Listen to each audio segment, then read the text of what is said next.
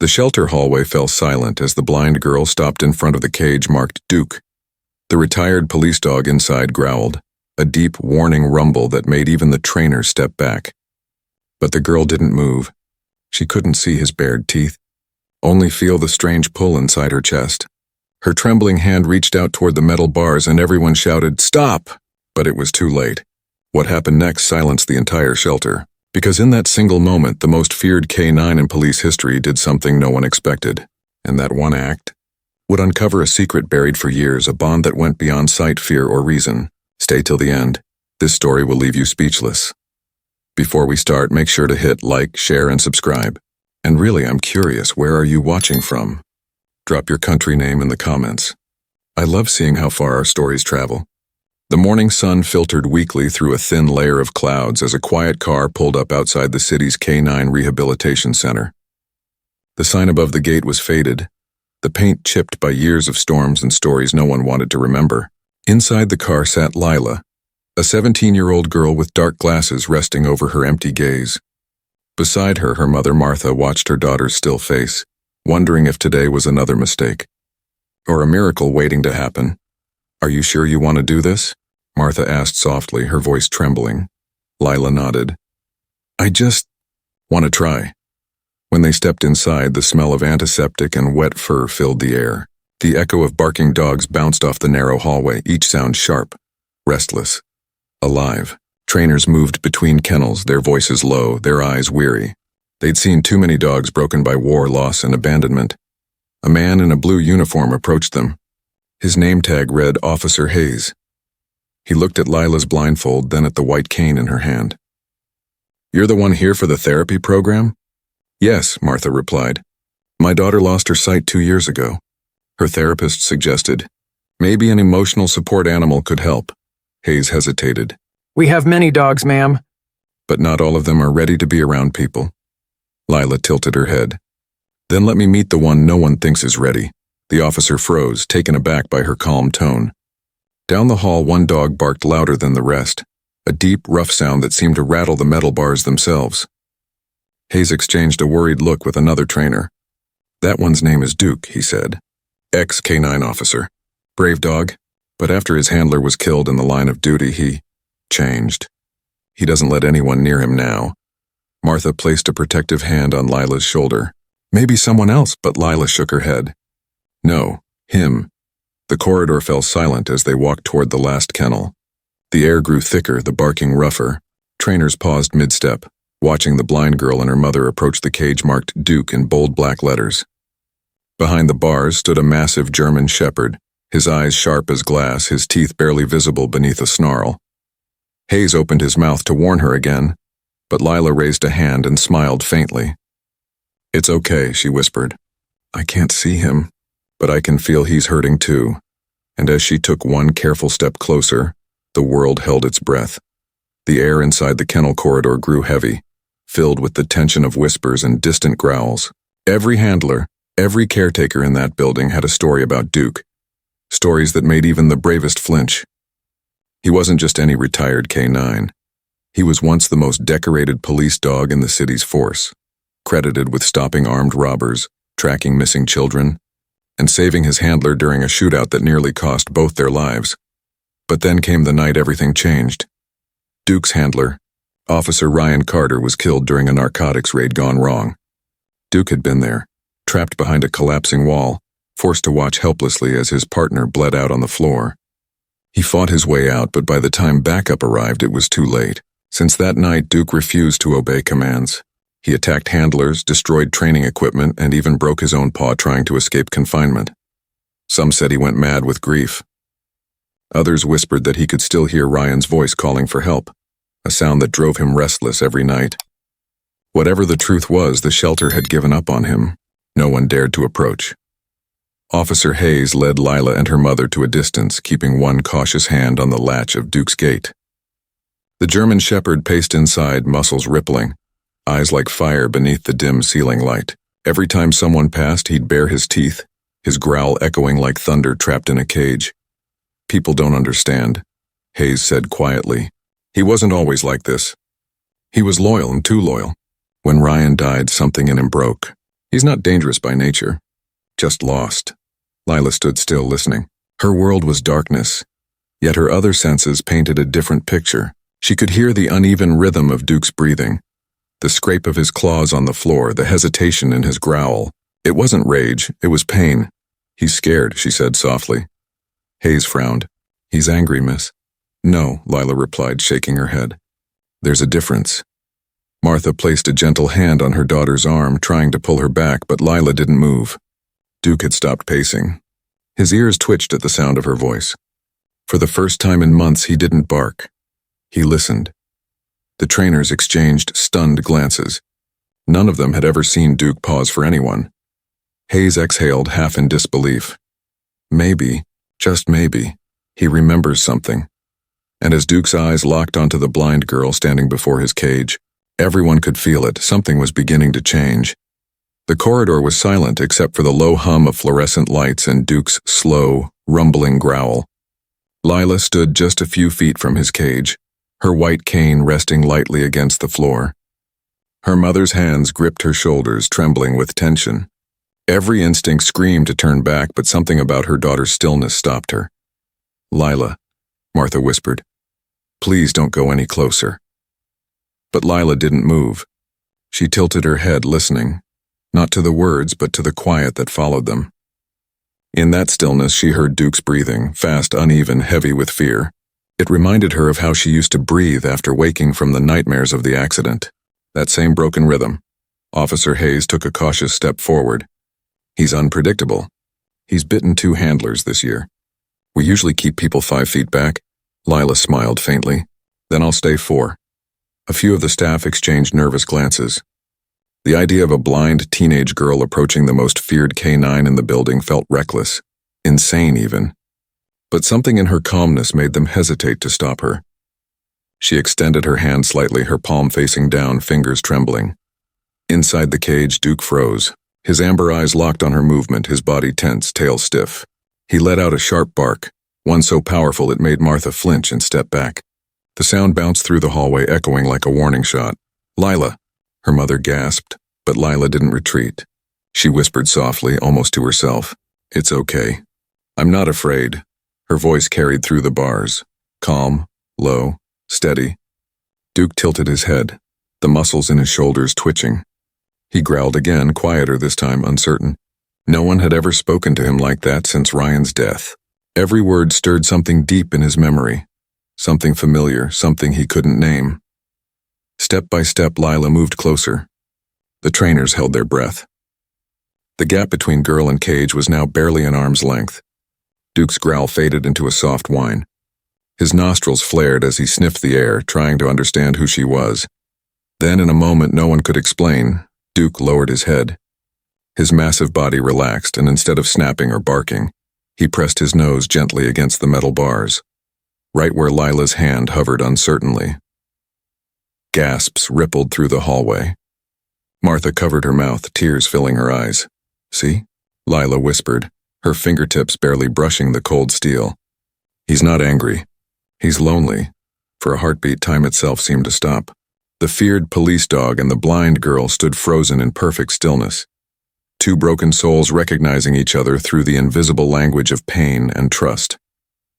Officer Hayes swallowed hard. I've never seen him do that, he murmured.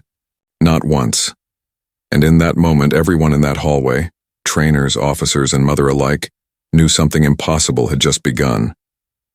For a few seconds, no one in the corridor dared to breathe. The sight before them felt unreal. Duke, the same K-9 who had terrified every handler that approached, now stood calm, his head pressed lightly against the cold bars where Lila's trembling hand hovered. Officer Hayes blinked in disbelief. He's letting her near him, he whispered. Martha's voice shook. He could snap any second, but Duke didn't. The massive dog's ears twitched and his tail, stiff from tension moments ago, gave a small uncertain wag. His nostrils flared as he took in her scent, hospital soap, lavender shampoo, and something faintly familiar. Something that reminded him of his old partner. Lila smiled softly. Hi there, she whispered. I'm Lila. Her voice was warm, steady, the kind of voice that didn't demand or threaten. It invited. And for the first time since Ryan's death, Duke leaned closer instead of retreating. He gave a small, low whine, not aggression but longing. The trainers exchanged stunned glances. One of them whispered, "He's responding," like he knows her. Lila slowly crouched near the bars, guided by her mother's hesitant hand. "You're a big one, aren't you?" she said, a small smile tugging at her lips. "You don't have to be scared." Her cane tapped softly against the floor and Duke's ears perked. The faint click of metal against tile made him flinch for an instant. The sound reminded him of something. The leash buckle that used to mean go. But instead of growling, he tilted his head as if trying to understand. When her hand finally touched the bars, Duke pressed closer. Warm breath brushed her skin. For a moment, Lila's fingers grazed his muzzle. The coarse fur, the tremble in his jaw. Everyone watching held their breath. Then Duke did something that made the entire room go still. He sat down. The great, scarred German shepherd lowered himself slowly to the floor, resting his chin near her hand. His chest rose and fell in slow, calm rhythm, the rhythm of trust. Martha gasped. "Oh my God." Officer Hayes wiped his mouth, speechless. "No one's ever gotten that close. Not even me." Tears slipped beneath Lila's glasses as she whispered, "You're not a bad dog, are you? You're just hurt." Duke let out a deep sigh. The kind of sound dogs make when they finally stop fighting the world. It was quiet, broken, and beautiful. In that moment, something unexplainable passed between them.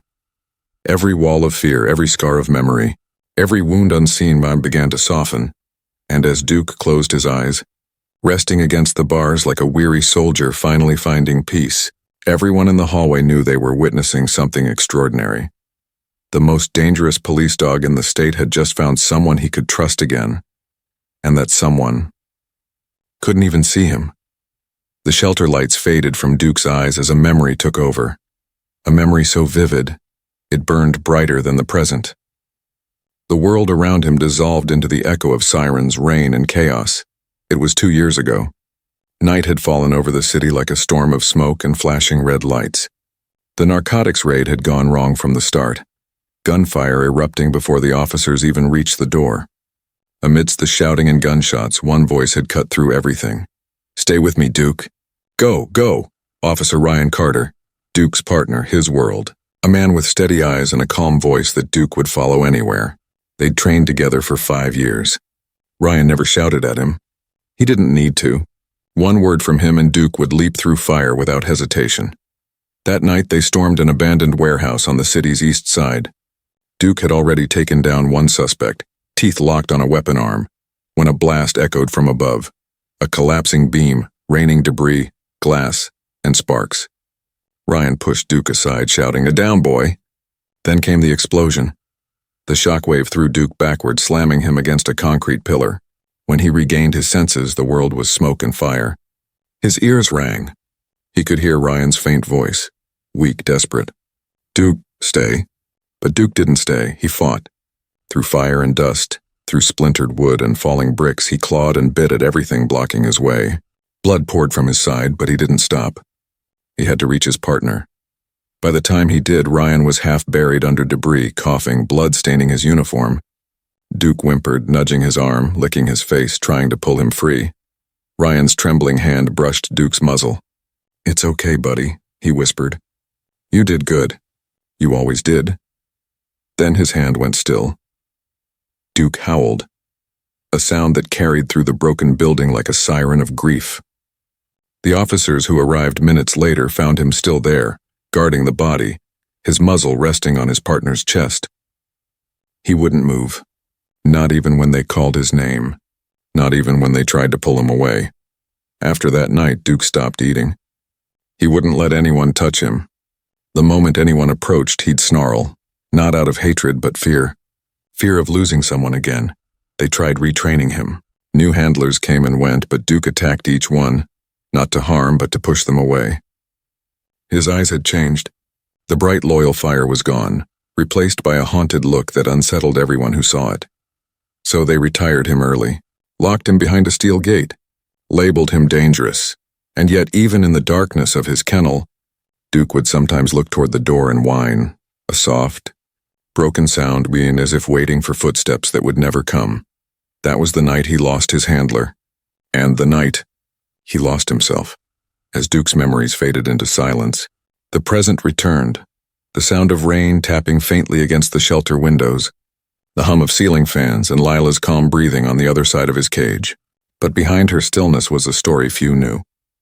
A pain she rarely spoke of, the kind that doesn't fade, only hides behind smiles. 2 years ago, Lila had been an ordinary 16-year-old, bright, curious, always humming songs while her father drove her to school. He was a police officer too, known for his kindness and his loyalty to the K-9 unit. Every day before work, he'd tell her, "Remember, kiddo, real courage isn't about seeing danger. It's about feeling it and standing tall anyway." That line used to make her laugh. But one rainy afternoon changed everything. They were driving home after her school recital. She had just sung her favorite song, and her father had been so proud he insisted on stopping for ice cream. The rain had come out of nowhere, heavy, blinding, relentless. Lila remembered the blur of headlights, the sound of tires skidding, her father's sharp gasp as he turned the wheel, then nothing. When she woke in the hospital 3 days later, her world was gone. Her father hadn't survived, and her eyes would never see again. Doctors said she was lucky to be alive, but Lila never felt lucky. The colors she once loved were gone, replaced by shadows and memories. For months she didn't speak. Her mother tried therapy, music lessons, everything to bring her back, but Lila had locked herself away behind a quiet wall of grief. Until one day her therapist suggested something unusual: interaction with animals. Sometimes, he said, healing doesn't come from words. It comes from presence. Lila had smiled faintly at that. "You mean dogs don't care if you can't see them?" "They care that you feel them," he replied. That idea stuck with her. Maybe she couldn't see the world anymore, but she could feel it, through sound, touch, and emotion. She began walking again, learning to navigate with her cane, counting steps, memorizing every creak of the house. She started to rebuild herself, slowly, painfully. But deep down, something still ached. A quiet loneliness that no one could fill. Her father had always been her protector, her voice in the dark. Without him, every silence felt too loud. So when she heard about the K-9 rehabilitation program, something inside her stirred. Maybe, just maybe, there was another soul out there as lost as she was, someone who had loved and lost in the same way. That's why she had chosen Duke. Not because he was dangerous, but because, like her, he was broken. The next morning, the shelter's corridors buzzed with cautious curiosity. Word had spread fast, the blind girl who calmed the beast. Trainers whispered about it in disbelief. Some thought it was luck. Others called it a fluke. But Lila didn't care. She just wanted to see him again, not with her eyes, but with something deeper. Officer Hayes met her at the gate, clipboard in hand, expression tight. "We'll allow supervised sessions," he said. 10 minutes at a time. No sudden moves, no touching without permission. Lila smiled faintly. "You make it sound like I'm the dangerous one." Hayes couldn't help a small grin. With him, anyone could be. Duke was already awake when they approached his kennel. The moment he heard her voice and a soft "Good morning, Duke," and his ears perked. His tail gave a small, hesitant wag before he quickly straightened again, pretending not to care. But Lila noticed. She sat cross-legged near the bars, her cane resting beside her. "You remember me, don't you?" she said softly. "It's okay. I'm back." For a few moments, Duke stayed silent, only watching her. Then he padded forward, nose twitching, and sat near the gate, his head tilted curiously. The other trainers froze. No one had ever seen him wait for someone. Lila began humming, a slow, gentle tune her father used to sing on long drives. The melody floated through the quiet room like sunlight through clouds. Duke's breathing slowed. His ears twitched rhythmically with the sound. Minutes passed, and for the first time in years, the great police dog closed his eyes.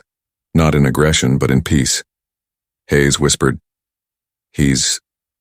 responding to her. Lila's mother stood near the door, watching with tears in her eyes.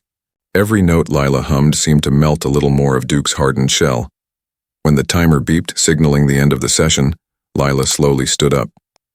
"I'll come back tomorrow," she said softly, tapping her cane once against the floor. As she turned to leave, a low whine followed her, soft but unmistakable. Duke was standing again, tail lowered, eyes pleading in silence. Lila paused and smiled. I'll take that as a yes. The trainers exchanged stunned looks. Duke, the most dangerous canine in the state, had just asked someone to stay, and for the first time since his partner's death, he wasn't alone anymore. The following week felt like a fragile miracle. Every morning, Lila returned to the shelter with her gentle confidence and her quiet voice that seemed to reach places no one else could. Bit by bit, Duke's walls began to crumble. He no longer barked when she entered. He no longer turned away. He waited. Officer Hayes had even started keeping a small chair by the kennel, her spot. The trainers called her the girl with the calm heart, but even calm hearts face storms. That morning, something unexpected happened. The janitor, rushing through the corridor, accidentally dropped a metal tray behind them. The crash echoed like a gunshot. The sudden sound ripped through Duke's memory like lightning through a clear sky. In an instant, the gentle dog was gone. Duke lunged backward, teeth bared, eyes wild with panic. His deep growl thundered through the hallway. He barked furiously, pacing in circles, claws scraping against the cement. The air filled with a sound that was no longer just fear. It was pain. The trainers rushed forward. "Get her out of here!" one shouted, but Lila didn't move. Her heart pounded, but her instincts whispered something else. "Don't run, Duke," she said softly, her voice trembling but steady. "It's okay. You're safe." He didn't hear her at first, his mind trapped in the fire, in the echoes of his past. But then she began humming again, the same soft tune from before. The sound floated through the panic like a thread of light. Duke's pacing slowed.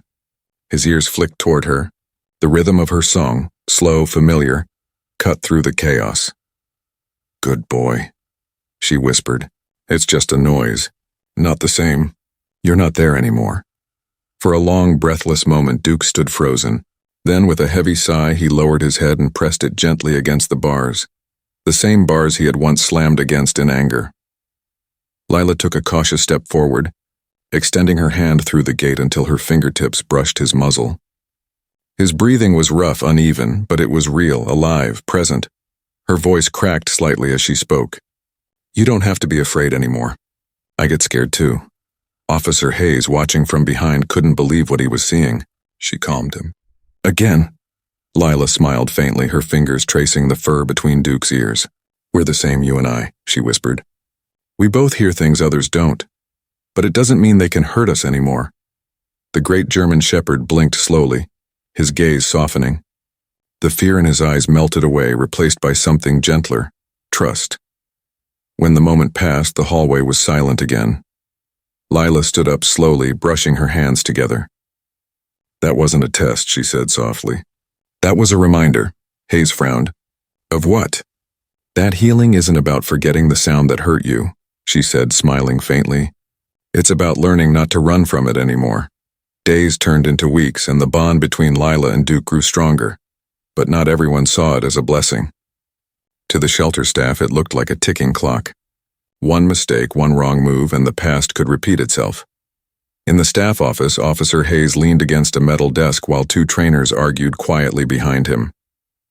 "You've seen the records," one said sharply. "That dog isn't stable.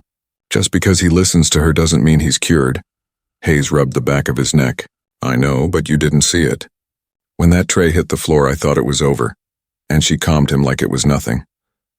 "Luck," the other trainer muttered. Next time he could snap. And what happens then? The headlines write themselves. "Blind teen mauled by retired police dog." Hayes didn't answer. Part of him understood their fear. Duke had been dangerous once. But part of him also knew what he'd seen wasn't luck. It was something no training manual could explain. A connection that felt almost sacred. Outside the room, Lila stood in the hallway, clutching her cane, hearing fragments of their words through the thin door. Her chest tightened, but she didn't turn away. She already knew people doubted her, teachers, neighbors, even some of her friends. They all saw her blindness as weakness. That night at home, her mother finally said what everyone else was too polite to. "Honey," Martha said softly, sitting on the edge of her bed, "I know you care about him, but he's not safe. You can't fix what's broken in everyone." Lila turned her face toward the sound of her mother's voice. I'm not trying to fix him, Mom. I'm trying to let him feel again. Martha sighed. He's a police dog, trained for danger, trauma, violence. What if he remembers something you can't control? Lila smiled faintly, her eyes distant. Then I'll remind him that he's not alone anymore. Her mother reached for her hand, squeezing it tightly. I'm just afraid you'll get hurt. I already was, Lila whispered. That's how I know what he needs. The next morning, when she arrived at the shelter, she noticed Duke pacing anxiously, as if he sensed her inner storm. As soon as he heard her footsteps, he stopped and sat down, waiting. Hayes watched quietly from the corner, the arguments from the day before echoing in his mind. Maybe they were all wrong. Maybe healing didn't come from safety, but from courage shared between two broken hearts. The storm that night came without warning.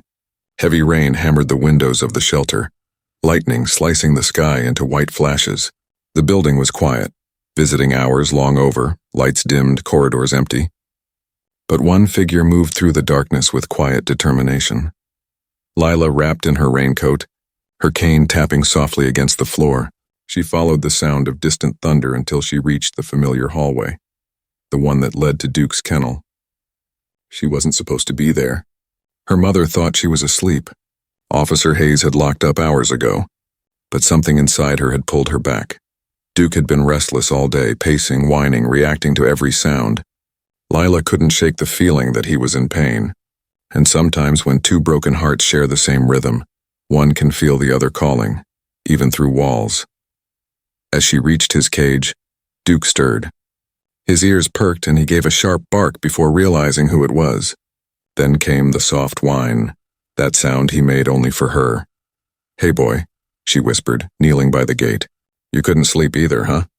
Lightning flashed again, illuminating the long rows of kennels. The other dogs stirred, barking anxiously. Duke pressed closer to the bars, tail low, eyes glimmering in the brief light.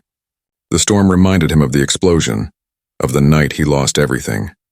His breathing quickened. Lila heard it immediately. It's just thunder, she said softly, resting her hand near the bars. It's loud, I know, but it's not here to hurt you. Another thunderclap cracked the air. Duke barked sharply, spinning in circles. Panic returning like a wound reopened. Lila reached out instinctively, her voice trembling. Duke, it's okay. Listen to me. Her cane slipped from her hand and clattered against the concrete floor, the metallic echo cutting through the chaos. For a moment it startled him, then just as quickly it stilled him. The sound was familiar, the click of metal on tile, the same rhythm his partner used to make when walking in boots down narrow hallways. Duke stopped pacing. He stepped forward slowly, pressing his nose against the bars until it touched her sleeve.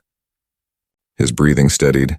His eyes softened. Lila exhaled, her voice barely a whisper. You remember something, don't you? For a few long seconds, the storm outside seemed to fade. Only the soft hum of rain remained, and the sound of a dog remembering what it meant to trust again.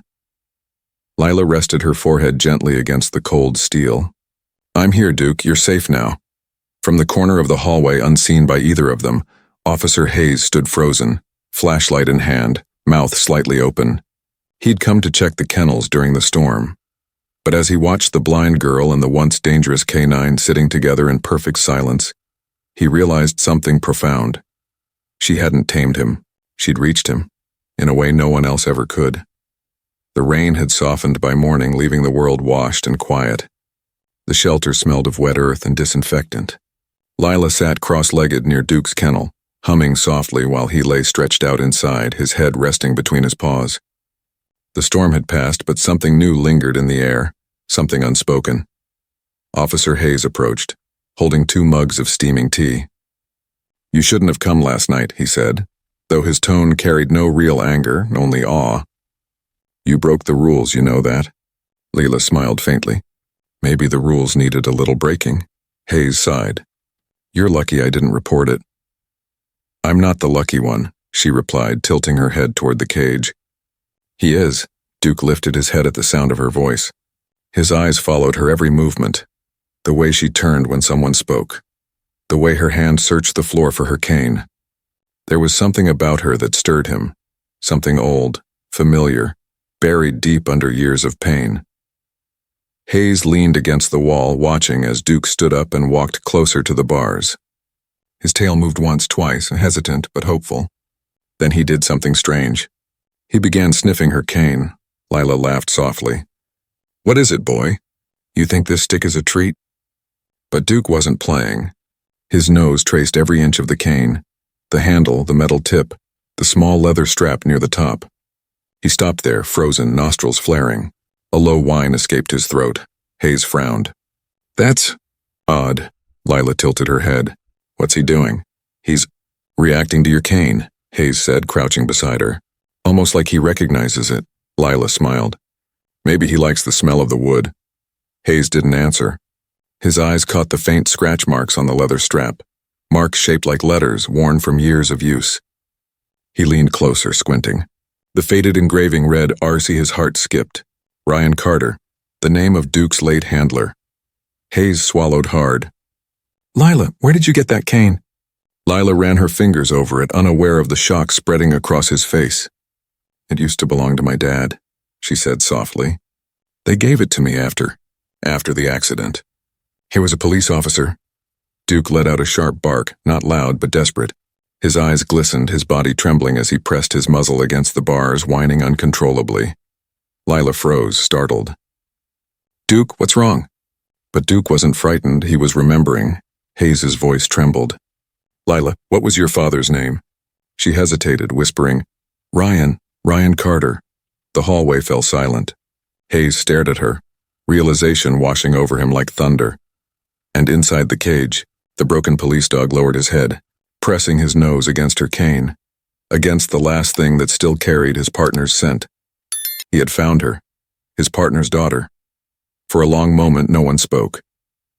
The air in the corridor felt heavier than ever, as if the walls themselves understood the weight of what had just been uncovered.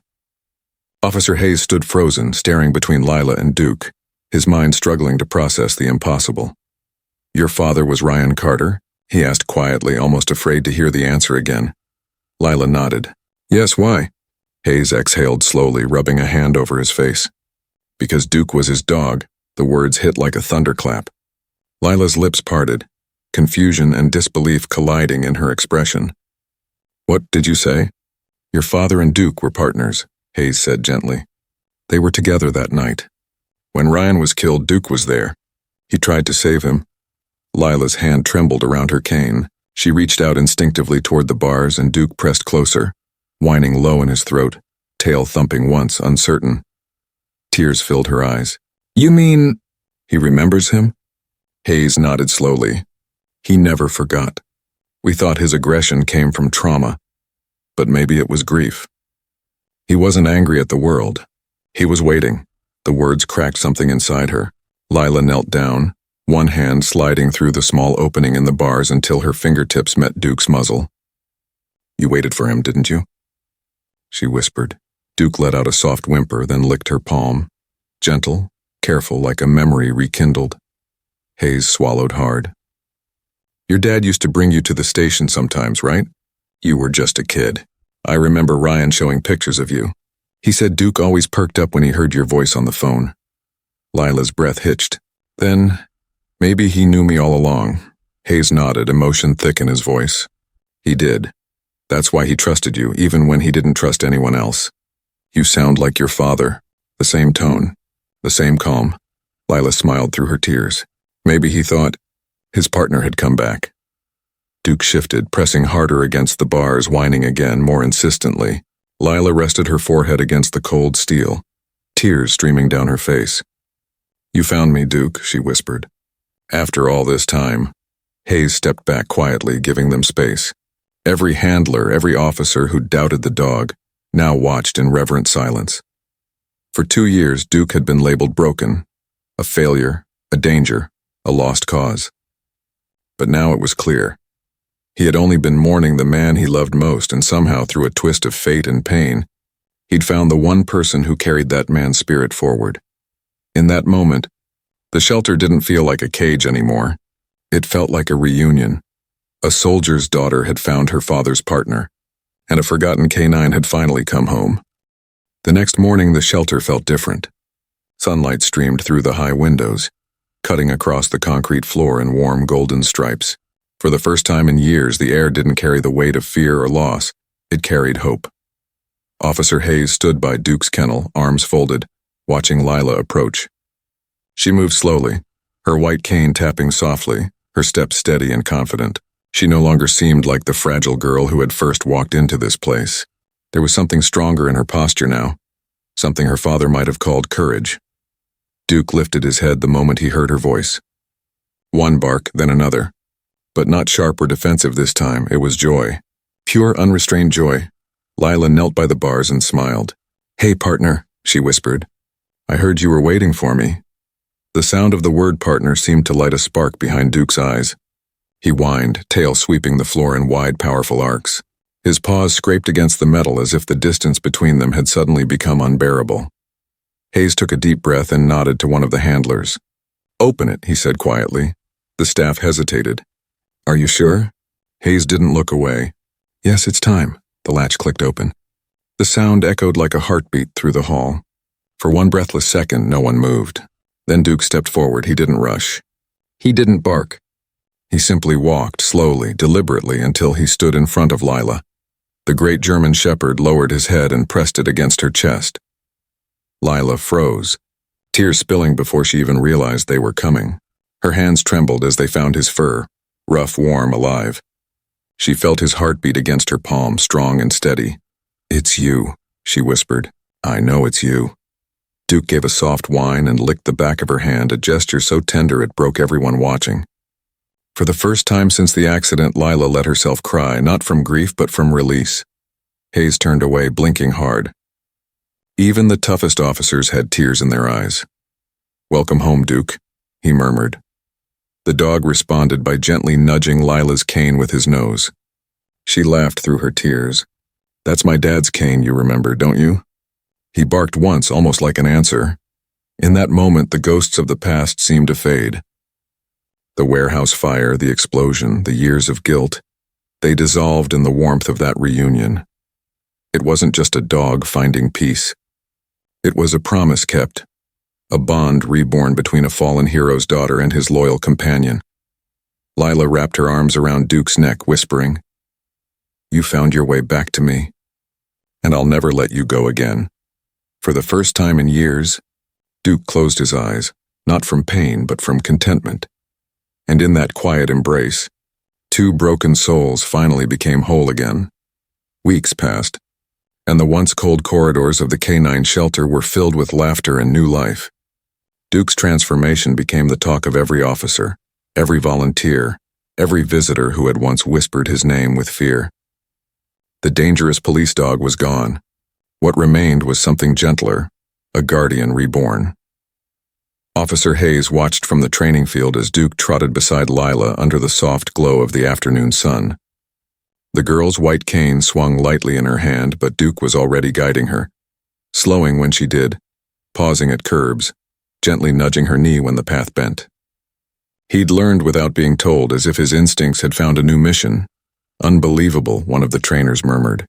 "He's acting like a seeing-eye dog." Hayes smiled faintly. "No, he's acting like her partner again." Every day the bond between them deepened.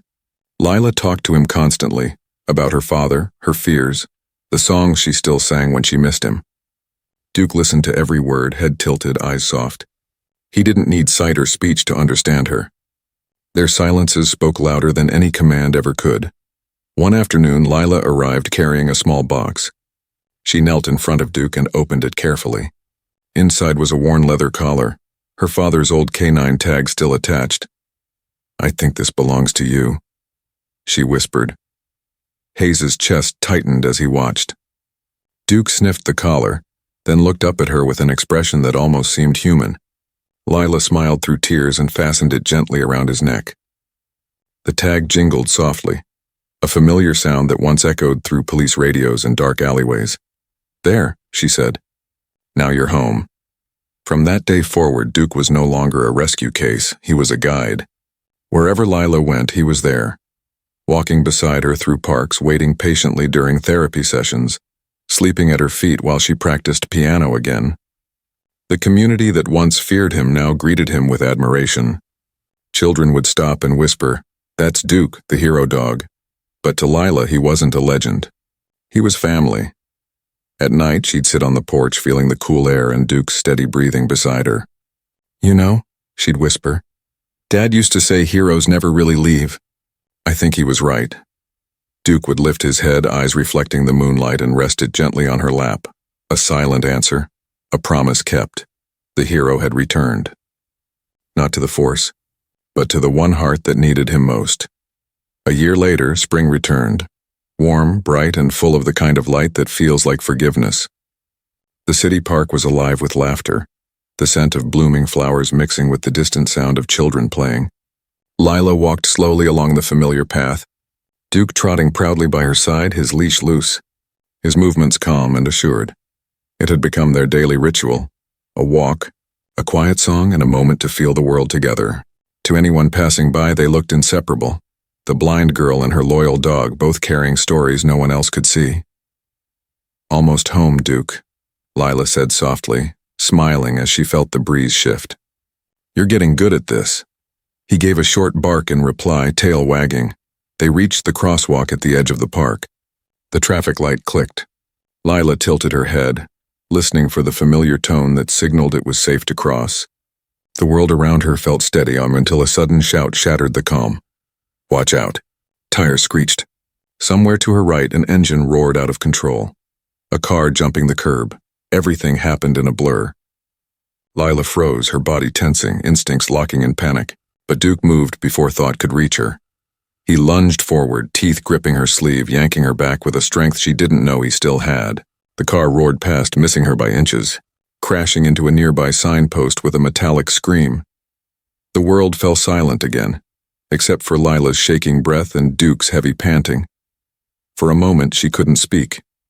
She knelt beside him, hands trembling as they searched his fur, his face. Duke, oh my God. Are you okay? He pressed his head against her chest, his heartbeat steady, his tail wagging weakly. He had done it again. Protected the one person left from the man he once loved. Tears streamed down her cheeks as she hugged him tightly. You saved me, she whispered. Just like you saved him. People rushed over, voices filled with awe and relief. But all Lila could hear was the steady rhythm of Duke's breathing. Calm, proud, alive. Later that evening, as the sun dipped below the horizon, she sat on her porch with him once more. The tag around his neck glinted in the fading light. You've done enough saving for one lifetime, she said softly, running her fingers through his fur. Now just stay with me. That's all I need. Duke exhaled slowly, eyes half closed, leaning into her touch. The wind whispered through the trees like a familiar voice. Gentle, proud, eternal. And in that golden twilight, it was clear, heroes never really die. They just find new hearts to protect.